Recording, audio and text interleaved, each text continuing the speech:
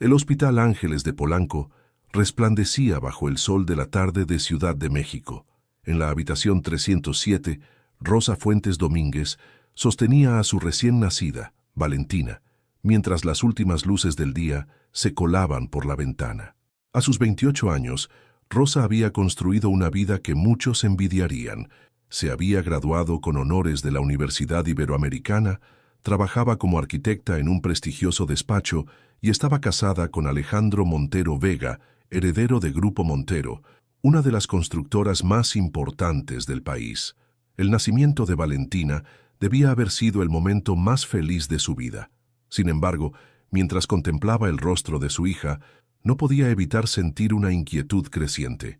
Los últimos meses del embarazo habían traído cambios en Alejandro, llamadas a escondidas, llegadas tarde a casa y un distanciamiento emocional que ella atribuía al estrés de los nuevos proyectos inmobiliarios en Querétaro y Mérida. ¿Quieres que me quede esta noche?, preguntó Luisa, su madre, acomodando las flores que habían llegado durante el día. No es necesario, mamá. Alejandro vendrá más tarde. Tuvo una reunión de emergencia con los inversionistas extranjeros, respondió Rosa, sintiendo una punzada de duda al pronunciar esas palabras. Luisa Domínguez miró a su hija con preocupación. Como esposa de Carlos Fuentes, CEO de Grupo Fuentes Technologies, conocía bien las exigencias del mundo empresarial, pero también los patrones de comportamiento que había observado en su yerno durante los últimos tiempos. Tu padre vendrá mañana temprano. Está cerrando un acuerdo con una empresa japonesa, pero me dijo que cancelaría todas sus reuniones para estar contigo y conocer a su nieta. Rosa sonrió. A pesar de ser uno de los empresarios más poderosos de México, su padre siempre había puesto a la familia primero. Cuando Luisa finalmente se marchó, Rosa colocó a Valentina en la cunita junto a su cama y trató de descansar. El parto había sido largo y agotador, pero el personal del hospital la trataba con especial atención, conscientes de quién era su esposo y, sobre todo, quién era su padre. El reloj marcaba las 10:30 de la noche cuando la puerta se abrió. Alejandro entró con paso firme, vestido con un traje azul marino impecable que contrastaba con su expresión tensa. El olor a alcohol y un perfume desconocido llegó hasta Rosa antes que el beso frío que él depositó en su frente. ¿Cómo están mis dos mujeres?, preguntó con una sonrisa que no alcanzaba sus ojos. Estamos bien. Valentina es perfecta, respondió Rosa, observando cómo su esposo apenas miraba a la bebé. ¿Cómo fue la reunión? Alejandro se tensó visiblemente. ¿Qué reunión? La que mencionaste esta mañana con los inversionistas extranjeros, respondió Rosa, sintiendo cómo la inquietud se transformaba en alarma. ¡Ah! Esa reunión. Alejandro sacó su teléfono y comenzó a revisarlo nerviosamente. Bien, todo está bien. Rosa notó un mensaje entrante en la pantalla del teléfono de Alejandro, un nombre de mujer y un texto que comenzaba con «Anoche fue». Antes de que pudiera leer más, Alejandro guardó el aparato. «¿Quién es Mariana?», preguntó Rosa, las palabras saliendo de su boca antes de que pudiera detenerlas. El rostro de Alejandro cambió instantáneamente. La máscara de cordialidad desapareció, revelando una expresión que Rosa nunca había visto en los 3 años de matrimonio. ¿Ahora me espías? Su voz antes controlada adquirió un tono peligroso. Vi el mensaje por accidente, se defendió Rosa, instintivamente moviéndose hacia la cunita donde dormía Valentina. ¿Por accidente? La risa de Alejandro era fría. Siempre tan perfecta, tan correcta. La hija del gran Carlos Fuentes no puede equivocarse, ¿verdad? Alejandro se acercó a ella. Sus ojos, normalmente de un marrón cálido, parecían ahora 2 pozos oscuros. Rosa sintió miedo por primera vez desde que lo conoció en aquella gala benéfica organizada por la élite empresarial mexicana. Alejandro, estás bebido. Hablemos mañana cuando... No pudo terminar la frase. La mano de Alejandro se estrelló contra su mejilla con tanta fuerza que su cabeza golpeó contra la pared. El dolor fue inmediato y cegador. Rosa, aún débil por el parto, intentó protegerse mientras él la sujetaba por los hombros. ¿Crees que no sé que revisas mi teléfono? ¿Que le pides a tu papito que investigue mis negocios? Escupió las palabras. Me casé contigo para unir nuestras empresas, no para tener una espía en mi casa. El llanto de Valentina rompió el momento. Alejandro, como saliendo de un trance, miró a la bebé y luego a Rosa, cuyo labio comenzaba a sangrar. «Esto es tu culpa», murmuró ajustándose la corbata. «Si le dices a alguien sobre esto, te arrepentirás». Cuando la puerta se cerró tras él, Rosa permaneció inmóvil por unos segundos, el shock recorriendo su cuerpo. Luego, como despertando de una pesadilla, tomó a Valentina en brazos y presionó el botón para llamar a la enfermera. Con la mano libre, hizo algo que cambiaría el curso de sus vidas para siempre. Llamó a su padre. Carlos Fuentes siempre había sido conocido en los círculos empresariales de México por dos cosas: su brillante visión para los negocios y su lealtad inquebrantable hacia su familia. A sus 58 años, había convertido Grupo Fuentes Technologies en un gigante tecnológico que competía a nivel internacional, pero nada de eso le importó cuando recibió la llamada de su hija a las 11:07 de la noche. «Papá». La voz entrecortada de Rosa fue suficiente para que Carlos supiera que algo terrible había ocurrido. 40 minutos después, su Suburban blindada se detenía frente al Hospital Ángeles. Carlos entró como una tormenta, seguido por Raúl Mendoza, su jefe de seguridad y amigo de toda la vida. La enfermera de guardia reconoció inmediatamente al empresario y lo condujo a la habitación de Rosa sin hacer preguntas. La imagen que encontró quedaría grabada en su memoria para siempre.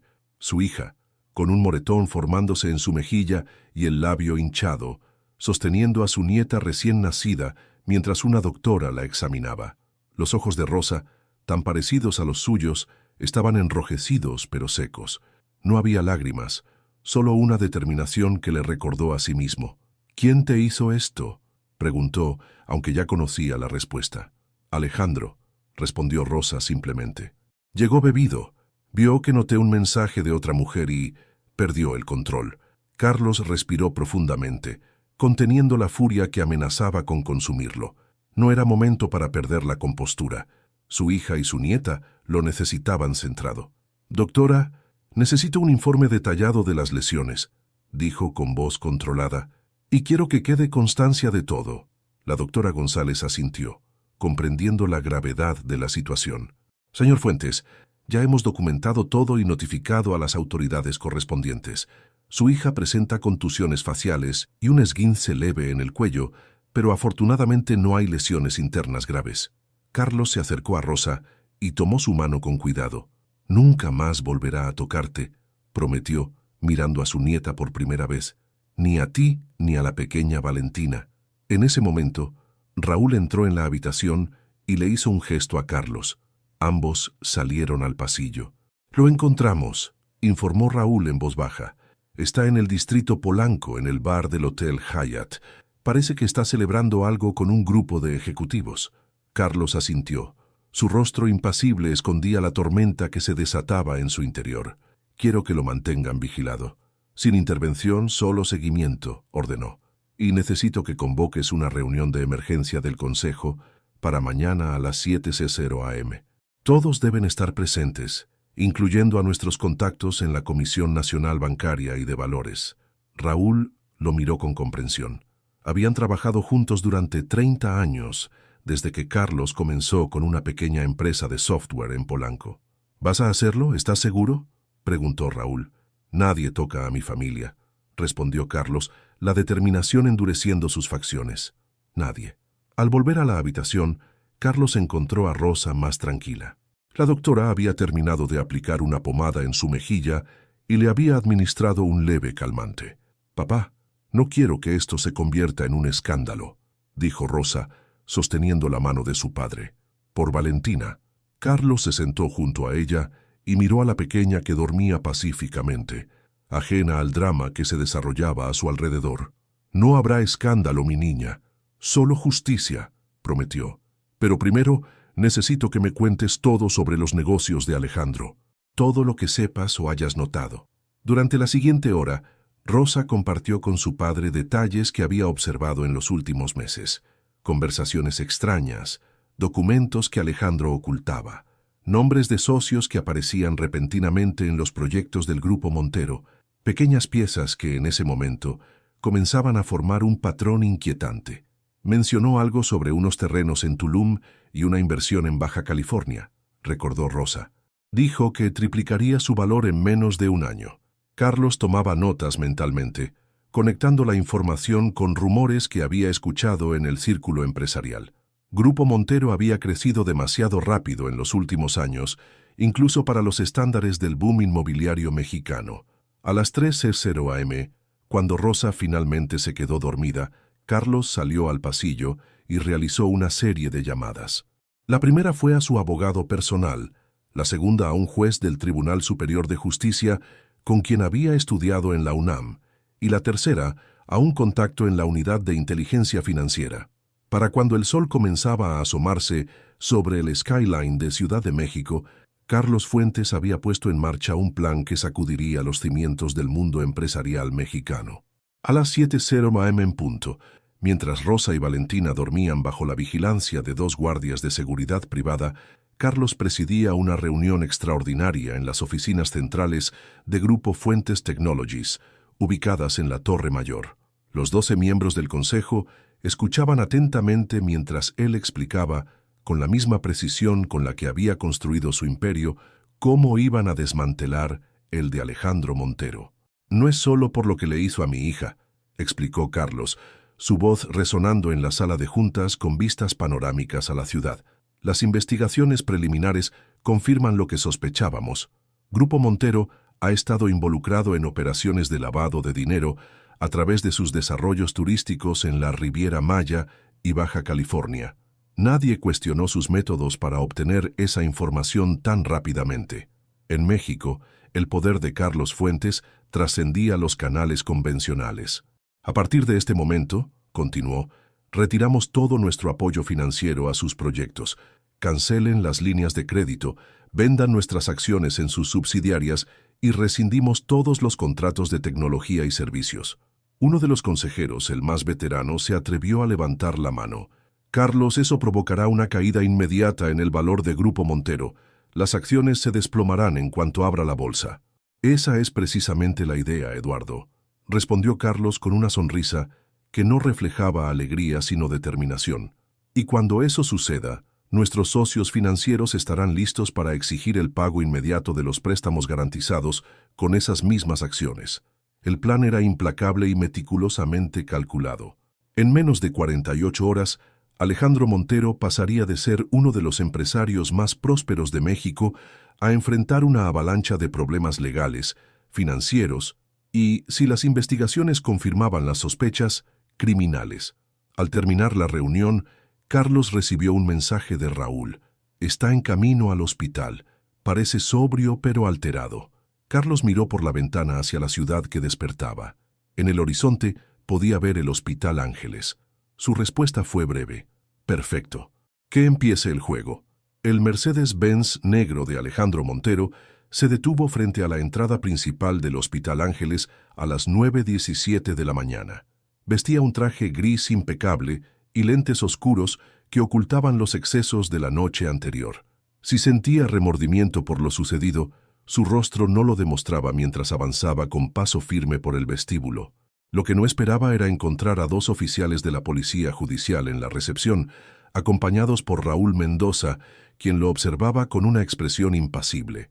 «Señor Montero», lo abordó uno de los oficiales, «necesitamos que nos acompañe para responder algunas preguntas relacionadas con una denuncia por violencia doméstica». Alejandro se quitó los lentes oscuros, su rostro transformándose en una máscara de incredulidad. «¿De qué está hablando? Mi esposa acaba de dar a luz a nuestra hija». «Estoy aquí para verlas», respondió intentando esquivarlos. «Su esposa, la señora Rosa Fuentes, ha presentado una denuncia formal», explicó el oficial. «Tenemos órdenes de llevarlo a declarar». Fue en ese momento cuando Alejandro comprendió la magnitud de su error. No era solo un problema familiar.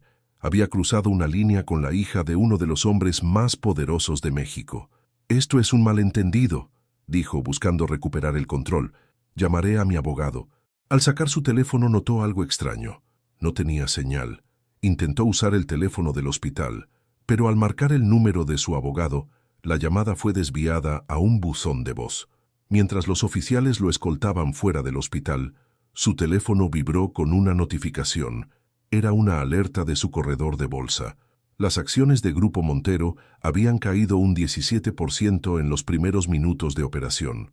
Antes de poder procesar esa información, otra notificación. Banco Inbursa exigía el pago inmediato de un préstamo de 120 millones de pesos, garantizado con acciones de la empresa. A kilómetros de distancia, en la habitación 307, Rosa observaba a su hija mientras recibía actualizaciones de su padre. No sentía alegría ni triunfo, solo una extraña sensación de calma después de la tormenta. La enfermera entró con el desayuno y un sobre. «Señora, esto acaba de llegar para usted», dijo entregándole un sobre manila. Rosa lo abrió con curiosidad. En su interior encontró fotografías. Alejandro con una mujer joven en diferentes situaciones comprometedoras, extractos bancarios de cuentas en Islas Caimán y un informe detallado sobre transacciones sospechosas relacionadas con los proyectos inmobiliarios en Tulum. Mientras revisaba los documentos, la puerta se abrió y entró Carlos Fuentes. Su expresión era la de un hombre que acaba de ganar una guerra. «¿Cómo estás, mi niña?», preguntó besando la frente de su hija. «Mejor», respondió Rosa, mostrándole el sobre. «¿Sabías sobre esto?». Carlos tomó asiento junto a la cama. Tenía sospechas. Alejandro creció demasiado rápido en los últimos años, incluso para alguien con su herencia familiar. Nadie cuestionó sus métodos porque todos estaban demasiado ocupados beneficiándose de sus éxitos. Rosa contempló las fotografías con una mezcla de dolor y confirmación de sus sospechas. «¿Quién es ella?». «Mariana Cortés, representante de un grupo de inversionistas colombianos», explicó Carlos. «Según nuestras fuentes, es el enlace para operaciones de lavado de dinero a través de desarrollos turísticos». La realidad golpeó a Rosa como una segunda bofetada. No solo había sido traicionada emocionalmente, había estado viviendo una mentira cuidadosamente construida. «¿Qué pasará ahora?», preguntó mirando a Valentina, que dormía plácidamente. Carlos tomó su mano con gentileza. «Legalmente, Alejandro enfrentará cargos por violencia doméstica. Con suerte, eso será solo el comienzo. La unidad de inteligencia financiera está revisando todas sus operaciones. En cuanto a Grupo Montero», hizo una pausa, «ya no existe como lo conocíamos. Para el final del día, sus activos habrán perdido el 70% de su valor». Rosa asintió lentamente. No sentía compasión por el hombre que la había golpeado horas después de dar a luz, pero tampoco podía ignorar que era el padre de su hija. «Valentina merece conocer la verdad algún día», dijo finalmente, «sobre quién es realmente su padre». Carlos miró a su nieta y luego a su hija. «Tiene tiempo para eso. Ahora lo importante es protegerlas a ambas», respondió. «He preparado la casa de Valle de Bravo. Podrán quedarse allí mientras todo se calma». En ese momento, Raúl entró en la habitación con expresión grave. «Carlos, tenemos un problema», dijo entregándole una tableta. «Acaba de llegar esto a nuestro departamento legal». En la pantalla aparecía un documento. Una demanda interpuesta por la madre de Alejandro, doña Elena Vega, viuda de Montero, reclamando derechos sobre su nieta y acusando a la familia Fuentes de conspiración para destruir el legado familiar. «Era de esperarse», comentó Carlos, devolviendo la tableta. «Elena siempre fue tan implacable como su hijo. Prepara el contraataque legal y refuerza la seguridad aquí y en todas nuestras propiedades». Mientras tanto, Alejandro Montero era conducido a la Fiscalía especializada en delitos contra la mujer. Su abogado finalmente había respondido, pero las noticias que le dio solo empeoraron su situación. 3 bancos habían congelado las cuentas corporativas de Grupo Montero por orden de la Comisión Nacional Bancaria, y la Bolsa Mexicana de Valores había suspendido la cotización de sus acciones tras una caída del 47%. En menos de 12 horas, el imperio que había construido durante años comenzaba a desmoronarse como un castillo de naipes. Mientras esperaba en una sala de interrogatorios, Alejandro comprendió que su mayor error no había sido involucrarse con negocios turbios ni mantener una relación extramatrimonial. Su error fatal había sido subestimar el poder y la determinación de Carlos Fuentes cuando se trataba de proteger a su familia. Esa misma tarde, los principales noticieros de México informaban sobre la caída de Grupo Montero, atribuyéndola a irregularidades financieras detectadas por la Comisión Nacional Bancaria. Ninguno mencionaba el incidente en el hospital. Carlos se había asegurado de que ese aspecto se mantuviera en privado por el bien de Rosa y Valentina. Para cuando el sol se ponía sobre Ciudad de México, Alejandro Montero había sido liberado bajo fianza, pero regresaba a un mundo irreconocible. Su oficina en Paseo de la Reforma estaba cerrada con sellos de la autoridad financiera. Su mansión en Las Lomas tenía una orden de aseguramiento, y su teléfono no dejaba de sonar con llamadas de socios y acreedores exigiendo explicaciones. La venganza de Carlos Fuentes había sido rápida, silenciosa y devastadora. Como le dijo a Rosa antes de partir hacia Valle de Bravo, en los negocios como en la vida hay líneas que nunca se deben cruzar. Alejandro cruzó la más importante cuando te lastimó. 3 meses después del incidente en el hospital, la vida de Rosa había adquirido una nueva normalidad en la casa de Valle de Bravo. La propiedad, con su vista privilegiada al lago y rodeada de pinos, se había convertido en un refugio donde madre e hija comenzaban a sanar. Rosa pasaba los días cuidando a Valentina, retomando gradualmente su trabajo como arquitecta de manera remota y procesando todo lo sucedido. Las noticias sobre Alejandro y Grupo Montero habían desaparecido de los titulares, reemplazadas por nuevos escándalos y crisis. Tal como Carlos había predicho, el imperio financiero de los Montero se había desintegrado completamente. Aquella mañana de noviembre, Rosa tomaba café en la terraza mientras Valentina dormía, cuando Luisa llegó con un sobre en la mano. «Llegó esto para ti», dijo, entregándoselo. «Es de doña Elena». Rosa sintió un escalofrío. Desde el colapso de Grupo Montero, la madre de Alejandro había intentado contactarla varias veces, primero a través de abogados exigiendo derechos de visita a su nieta, luego con amenazas veladas y finalmente con súplicas. «¿Crees que deba abrirlo?», preguntó Rosa. Luisa se sentó junto a su hija. «Esa decisión es solo tuya, mi amor, pero recuerda que Valentina tiene derecho a conocer a su familia completa algún día». Con manos temblorosas, Rosa abrió el sobre. En su interior no había documentos legales ni amenazas, sino una carta manuscrita y una vieja fotografía en sepia. La carta comenzaba simplemente: «Hay algo que debes saber sobre Alejandro y su padre». A medida que Rosa leía, su rostro pasaba de la confusión al asombro. La fotografía mostraba a un joven que reconoció como el padre de Alejandro, Guillermo Montero, junto a un hombre que, increíblemente, se parecía a Carlos Fuentes. Cuando terminó de leer, llamó inmediatamente a su padre. La conversación fue breve pero intensa. Carlos prometió visitarla esa misma tarde para hablar en persona. El helicóptero de Grupo Fuentes Technologies aterrizó en el helipuerto de la propiedad poco después de las 4. Carlos, con el rostro tenso y ojeroso, abrazó a su hija como si temiera perderla. «¿Es cierto?», preguntó Rosa sin preámbulos, mostrándole la carta y la fotografía. «¿Conocías al padre de Alejandro?». Carlos contempló la imagen por un largo momento antes de responder. «Guillermo Montero y yo fuimos más que conocidos», confesó finalmente. «Fuimos socios en los primeros días, cuando ambos éramos jóvenes empresarios luchando por hacernos un nombre en un México diferente». Se sentaron en la sala principal de la casa, con vista al lago que comenzaba a reflejar el atardecer. «¿Por qué nunca lo mencionaste? Ni siquiera cuando conocí a Alejandro, ni cuando nos comprometimos». Carlos respiró profundamente. «Porque Guillermo y yo terminamos como enemigos. Teníamos visiones diferentes sobre cómo hacer negocios en este país. Él estaba dispuesto a tomar atajos que yo consideraba inaceptables. Pero hay más, ¿verdad?», insistió Rosa, notando la tensión en el rostro de su padre. «Elena menciona en su carta que hay un secreto familiar que podría cambiar todo». Carlos se levantó y caminó hacia la ventana, observando el paisaje como si buscara respuestas en él. «Guillermo murió en circunstancias sospechosas», dijo finalmente. «Un accidente en Acapulco que nunca se investigó completamente. Muchos en el círculo empresarial creían que fue arreglado». «¿Y tú tuviste algo que ver?».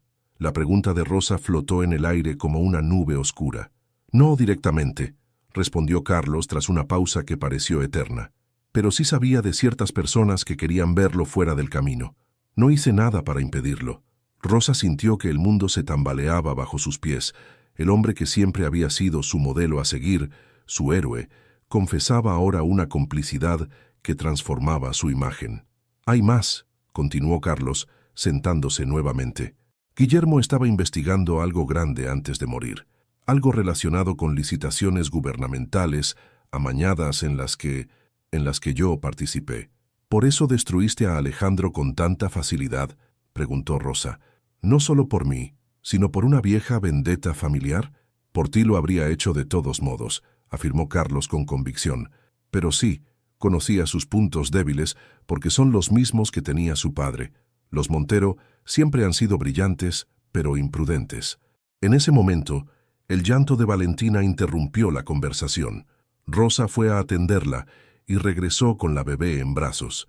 Carlos miró a su nieta con una mezcla de amor y preocupación. Ella es inocente en todo esto, dijo Rosa, y merece conocer la verdad algún día. ¿Qué piensas hacer?, preguntó Carlos. Elena seguramente quiere usar esto para recuperar algo de lo perdido. Rosa meció suavemente a Valentina mientras ordenaba sus pensamientos. No permitiré que se use a mi hija como moneda de cambio, respondió con firmeza. Pero tampoco puedo negarle conocer sus raíces.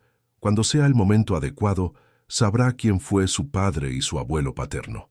Carlos asintió, reconociendo en su hija la misma determinación que lo había llevado a él a la cima del mundo empresarial mexicano. Hay una última cosa que debes saber, dijo, sacando de su maletín una carpeta. Alejandro no es el monstruo que mostró esa noche, al menos no completamente. Le entregó la carpeta. En su interior, Rosa encontró informes médicos. Alejandro había sido diagnosticado con trastorno bipolar 2 años antes, pero había abandonado el tratamiento, combinando medicación esporádica con alcohol, y según los análisis toxicológicos realizados tras su arresto, cocaína. ¿Lo sabías?, preguntó Rosa, sintiendo una nueva ola de emociones contradictorias. Lo descubrimos durante la investigación, admitió Carlos. No justifica lo que te hizo, pero explica partes de su comportamiento errático en los negocios y su vida personal. Rosa cerró la carpeta, abrumada por todas las revelaciones. El hombre que había amado, el padre de su hija, no era simplemente un villano, sino un ser humano complejo y profundamente dañado. Su propio padre, el pilar de su vida, llevaba décadas cargando con secretos oscuros.